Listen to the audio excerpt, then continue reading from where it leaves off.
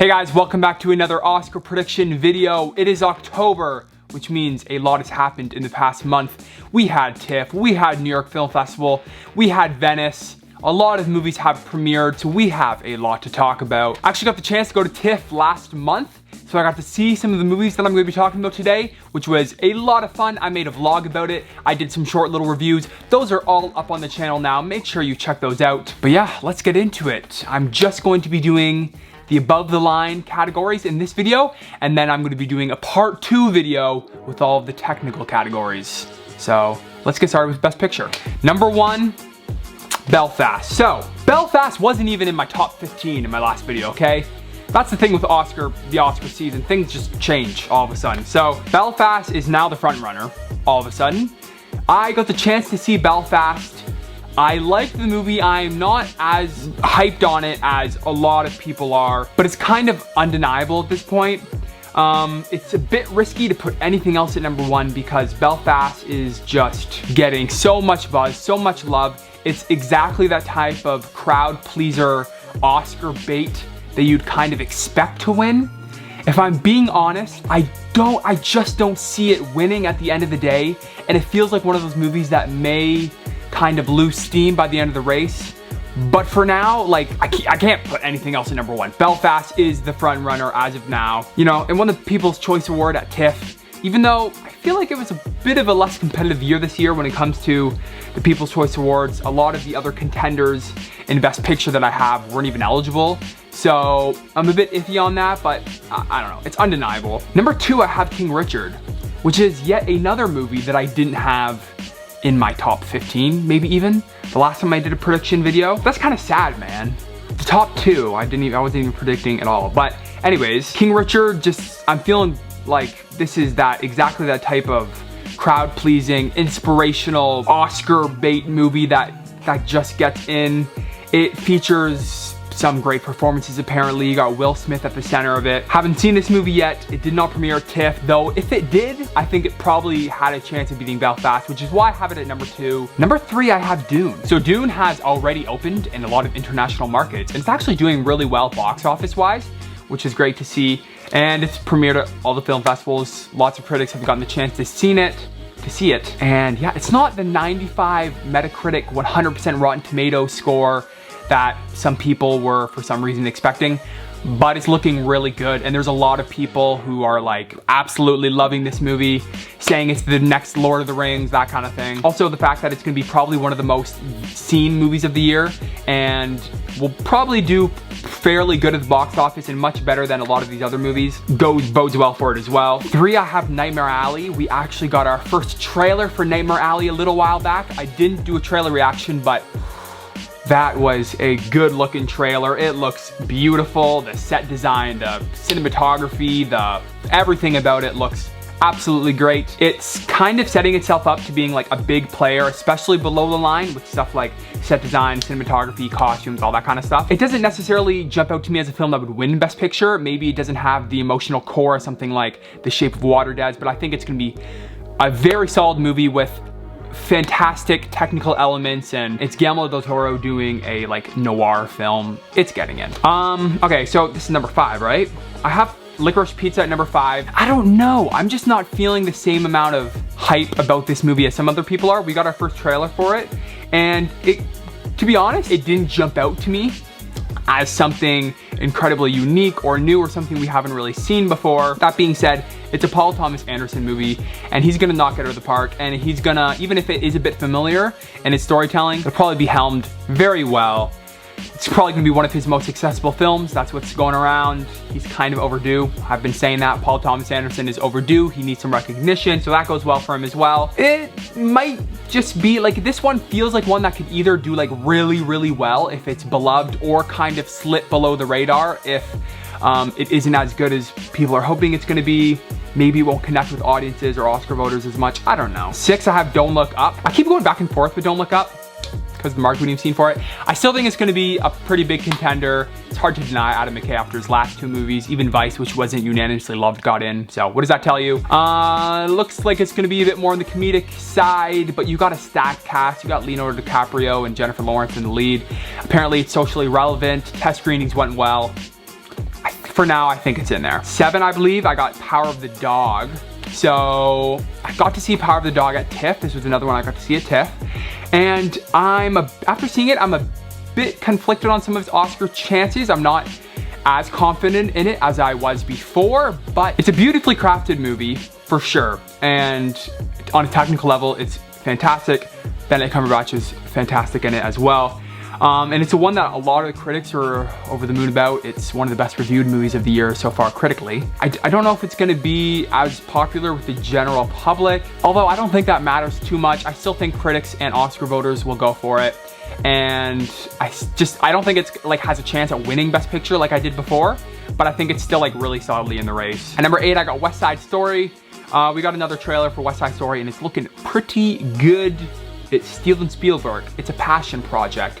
Even if it's a movie we've seen before, it's a remake, he's gonna bring a new perspective to it.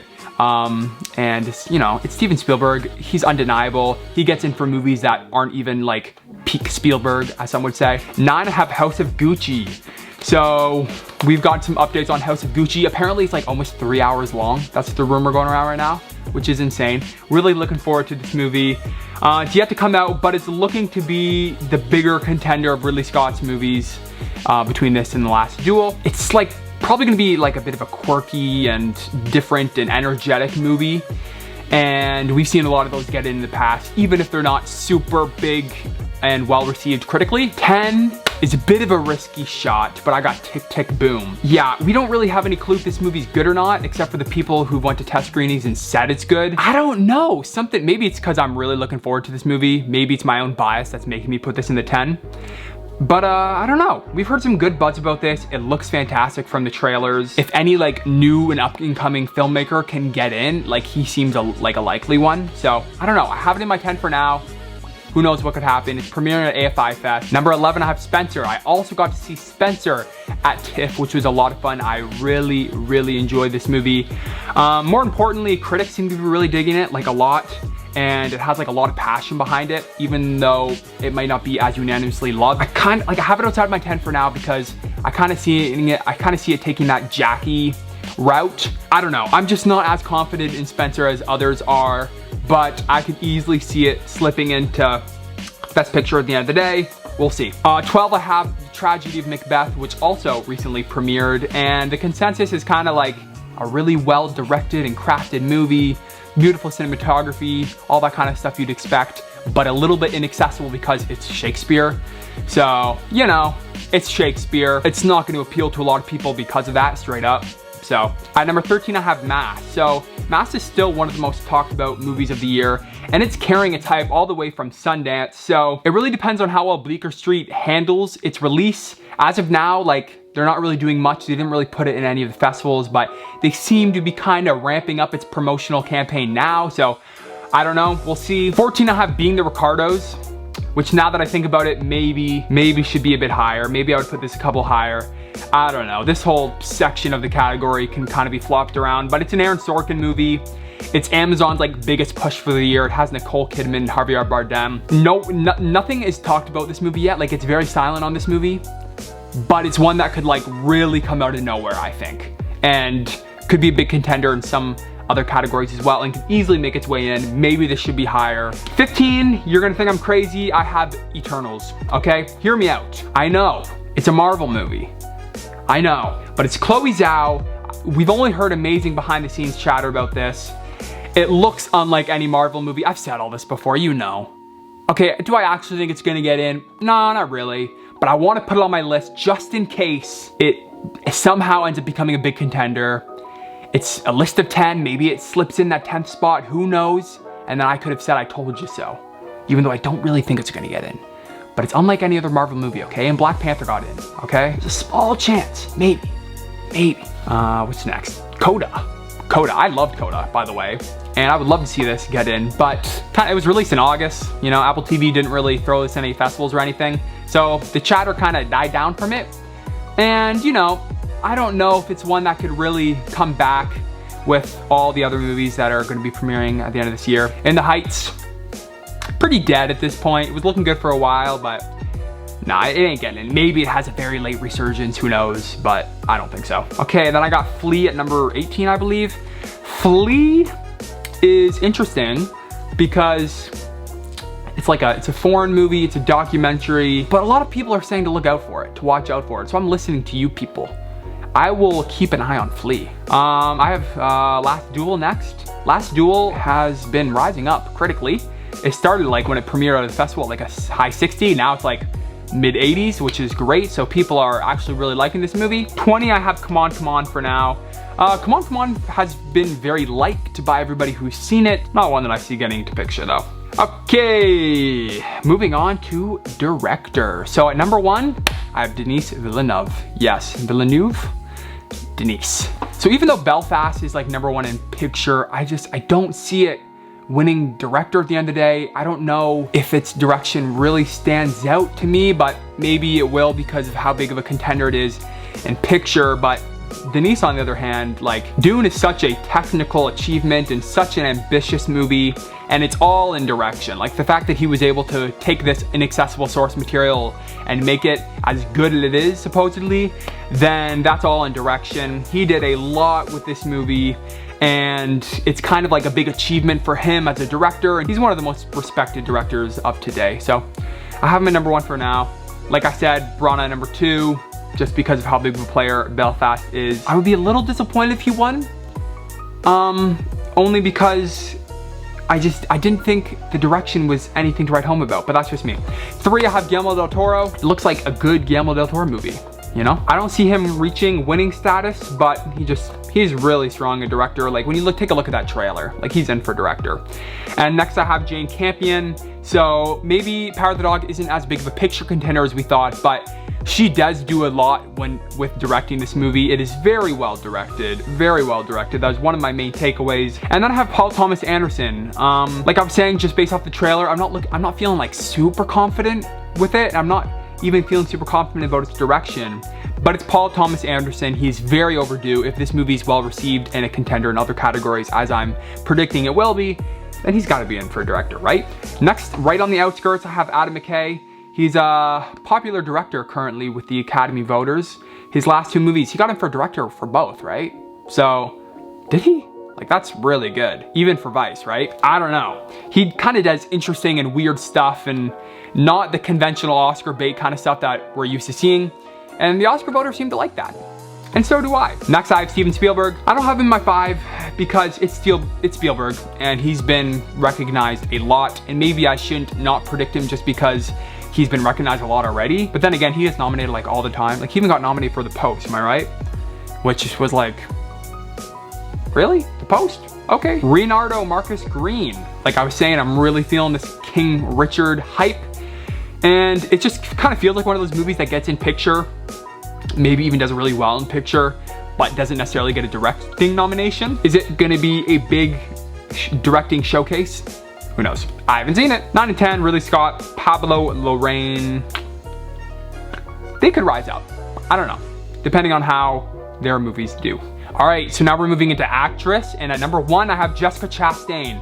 I know I'm alone. I know that most people have Kristen Stewart at number 1, but I saw The Eyes of Tammy Faye, guys. First off, I think I'm like one of the biggest supporters of that movie. I really love that movie. Jessica Chastain is unbelievable. I saw Spencer too. Kristen Stewart's great. She is great as Princess Diana. Any other year, she would have a really solid chance of winning, but Jessica Chastain is just on another level. This is the like textbook definition of a transformative transformative Oscar-winning performance. Like, at the end of the day, Kristen Stewart may end up winning it just because Spencer will likely be a much bigger contender and more people will be talking about that movie overall, but I would feel sad because Jessica Chastain gives a truly incredible performance. Definitely the best I've seen all year. So I have her number 1 for now just because it could happen. I want it to happen. I'm manifesting it.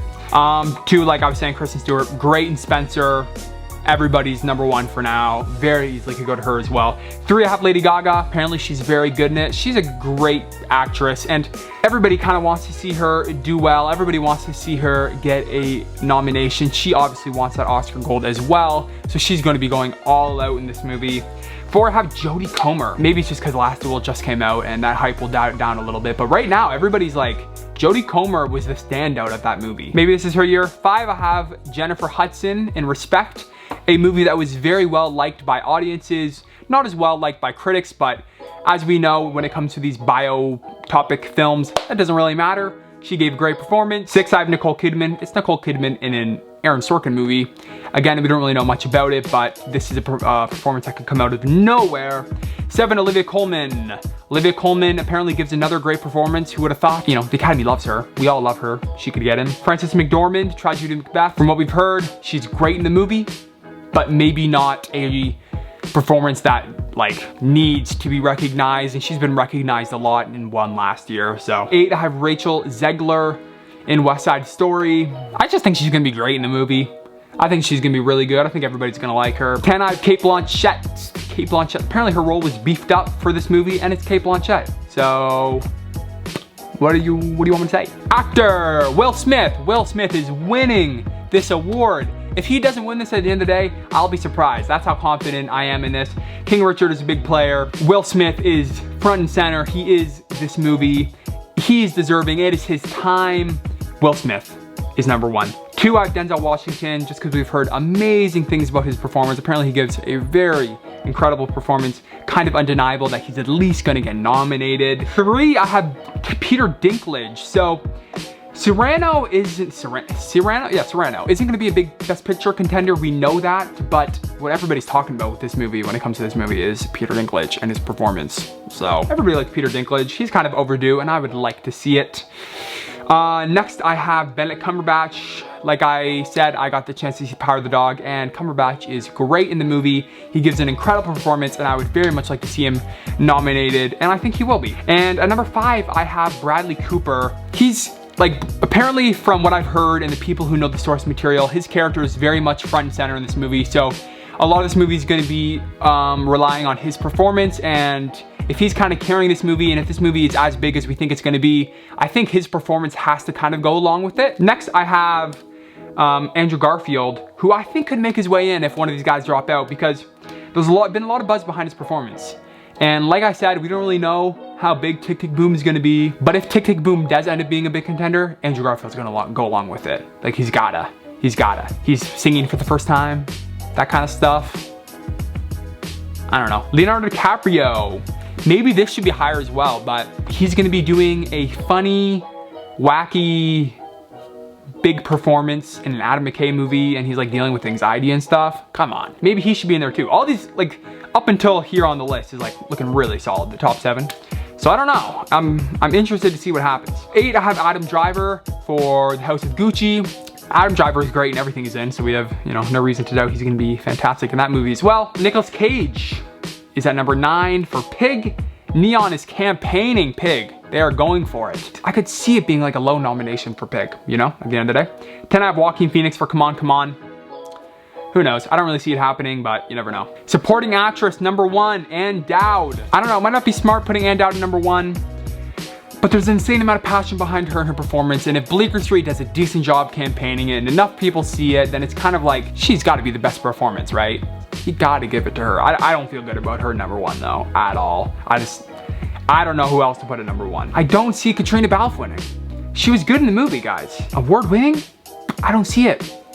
But on the other hand, and Julian Ellis, I'm so sorry if I'm pronouncing that wrong, but every review of King Richard like is mentioning her performance, and I think King Richard's gonna be a big player, so maybe she'll be, I don't know. These 3 could be swapped around. Number 4, I have Kristen Durst. I don't really know who else to put at number 4 for now. She was good. She was very good in the movie, and she definitely could get in. She has like that whole narrative behind her of how she's overdue, so she could get in, especially because of that, and she's definitely good enough to get in. Number 5, we have Ariana DeBose for West Side Story, and like we've been saying, she's playing a role that the last person won an Oscar for. So there you go. I don't really know who else to put at number 5, to be real. So she's in there for now, because like Marlee Matlin. Coda's not gonna be a huge player, but she is kind of the face of it. Maybe she could find her way in. 7, I got Ruth Negga from Passing. Passing has been getting a little bit more buzz as of late. It premiered at another festival, I don't even know. Was it New York? New York, I think. Passing seems like one that's kind of just die out, so I don't really know about that. Meryl Streep, I have at 8 for Don't Look Up. It's Meryl Streep, that's why she's on here, but like really? Like Meryl Streep and as who is she even playing? Government person? I don't know. 9, I got Toni Collette. Toni Collette in Nightmare Alley. We don't really know much about her role, but Jane Houdyshell in The Humans. Not feeling great about The Humans overall, but I don't know. People are talking about her performance at least. Okay, supporting actor. Number 1, Bradley Cooper. Not feeling great about that either, mainly because apparently he doesn't have a huge role in the movie.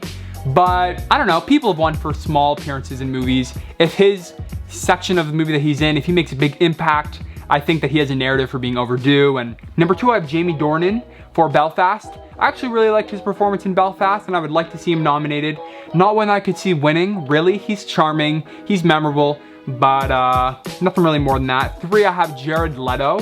Jared Leto in House of Gucci is being caked with makeup and you know, all that stuff. He's gonna give a big and fun performance. Oscar awards voters do like Jared Leto, despite what film Twitter might think. Like he got recognized for the little things even. So if he can get recognized for the little things, I think he can get recognized for House of Gucci. Once House of Gucci premieres, if there's a lot of talk behind Jared Leto, I might raise him up to number 1. 4, we got Jason Isaacs. Another case of if Bleecker Street can campaign masks well enough. Number 5, I have Andrew Garfield in The Eyes of Tammy Faye, which he should get in. Nobody's predicting him, but he is so good in this movie. He's so good. He should get nominated. He's deserving of a nomination. He's deserving of a win. He should be solidly in there, but The Eyes of Tammy Faye isn't being super well received critically. Everybody's talking about Chastain, so he might get overlooked, but he should get nominated. I will be very happy if he's nominated. 6, I have Ben Affleck. So he's in a movie called The Tender Bar, which just premiered, and like people are talking about his performance. And maybe it's like, apparently that's like the standout from this movie. The movie's not gonna be really a big contender in anything, but Ben Affleck is great in it. And I would love to see a Ben Affleck nomination, so he's sitting there solidly at number 6. Number 7, we got Richard Jenkins for The Humans. I'm just not feeling The Humans being a big player in anything. I don't know why, I'm just not feeling it. It doesn't seem like the type of movie that would find its way into the Oscar conversation. But if anybody's going to get nominated from this movie, it is Richard Jenkins. Next, I have John Bernthal for King Richard. Like I was saying, King Richard is a big player and people are talking about his performance, so yeah. Number 9, I have Troy Kotsur, and he should be much higher than he is. He's great in this movie, very good, very deserving of a nomination, but again, Coda is just not being talked about really, and it's kind of died down. Okay, moving on to screenplay. Number 1, I have Belfast. Same thing as picture, it's kind of undeniable at this point. If I'm predicting it in picture, it's gotta win screenplay, at least. It's a writer-director kind of thing too. Kenneth Branagh wrote the screenplay, so, and he's got the narrative going for him of his whole, you know, being a personal movie and all that kind of stuff. Everything is in Belfast's favor as of now. But at number 2, I have Licorice Pizza. So PTA is overdue, like I was saying. I don't know, like I think it'll be probably a very solid screenplay, and with PTA being overdue for some recognition, maybe this is the one that will finally be recognized. 3, I have King Richard, big crowd pleaser, a big best picture contender. Not much else needs to be said. It's probably gonna get in there. 4, I have Don't Look Up. Adam McKay is doing it different, guys. He is doing some different and unconventional types of screenplays and types of Oscar movies. This movie is looking to be no different. It's gonna be a screenplay that gets people talking, that's for sure. And that bodes well for it. It's gonna be one that stands out amongst the crowd, for sure. 5, I have Mass. From what we've heard, the main thing about Mass that makes it so great is its screenplay, especially considering that it's like all in one room and just revolving around these performances and the screenplay. 6, I have Come On, Come On. Similarly, this movie's being very well received, and one thing that people are talking about is its screenplay and how it like captures authenticity and all that kind of stuff. I feel like one type of category it could slip into, even if it doesn't get like anything else. 7, I have Spencer. I don't know if I see Spencer as being a big like screenplay contender. I don't know why, but if it ends up being a bigger picture contender than I'm thinking it's gonna be, then its passion alone could get it in, and it's a good screenplay for sure. 8, I have Being the Ricardos. Maybe this should be higher as well. It's an Aaron Sorkin screenplay, right? So Aaron Sorkin never misses with his screenplays, so I don't expect this to be any different. In 9, I have Worst Person in the World. A lot of fans of this movie, a lot of passion behind this movie, and a lot of people are talking about a screenplay, and that's a standout, apparently. Going to be a big contender in the international feature category. Adapted screenplay. Number 1, I have Power of the Dog, because who else? I don't know. I don't know if I necessarily see the Power of the Dog winning, but I don't know who else to put at number 1. Nightmare Alley? Man, I don't know. House of Gucci? Maybe? I'm not feeling super confident about Power of the Dog at number 1. It's another case of a writer-director though. It's definitely a well-written screenplay. Nightmare Alley could surprise, and I could see it kind of taking it eventually. House of Gucci is definitely going to be like a memorable screenplay, probably with a lot of like memorable and quirky lines and that kind of stuff. Because of that, it could get in if it handles that well. West Side Story is one I just think is going to get nominated because of how big of a contender it is overall. And then at number 5 is interesting. I'm going back and forth between Coda and Dune. For now, I'm going to put Dune, mainly because Dune is going to be much more talked about than Coda.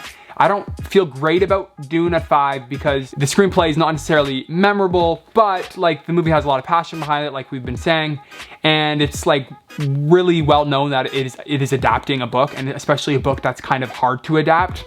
So because of that, I don't know. Coda though could maybe get in. Coda has a pretty great screenplay, honestly. I'd love to see it get in. Maybe it's more of wishful thinking with this one, but Seven Eye: The Last Duel, which I also think could surprise, especially considering that it's like an interesting type of screenplay and the fact that it's written in like 3 different perspectives, right? Or like male and female perspective, like it goes back and forth. So it's written by like different groups of people, and then it like comes together. So like it has a narrative going for it of why it should get in. And it's not just like your typical like war, you know, whatever epic kind of thing. Tick, Tick, Boom, same thing. If it's a bigger contender than we think it's gonna be, it could get in. It is a musical though, which doesn't bode super well for it. 9, I have The Lost Daughter. The Lost Daughter isn't being super buzzed about overall, but the one thing that people are talking about is its screenplay, and I believe it won screenplay. Where did it win? It won screenplay somewhere at one of the festivals. People are recognizing its screenplay, and it is written by a first-time writer and director, Maggie Gyllenhaal, right? And at 10, I have The Humans. Like I was saying, I'm not feeling super confident in this one. Not as confident as other people are, but it's definitely like a screenplay movie. It's based on a play and revolves a lot around the screenplay and the performances. So if it ends up being a bigger contender, it could definitely get in. Whew. Okay, that is it. That is all the above the line categories for now. I'm going to be doing a part 2 video, like I said, with all the technical categories, which I'm very excited to talk about. So yeah, let me know what you guys thought of my predictions. Do you agree? Do you disagree? What do you think? I love the season they're in right now. We have movies premiering every week, contenders coming out every week. My list is changing every day, and I love that. It's a lot of fun to make these prediction videos. I hope you guys enjoy watching them. Yeah, I think that is it for this video. Thank you for watching. Make sure you follow me over on Letterboxd and Twitter. I post my thoughts and reviews of all the movies I watch over there. Thank you guys for watching, and I'll see you in the next one. See ya.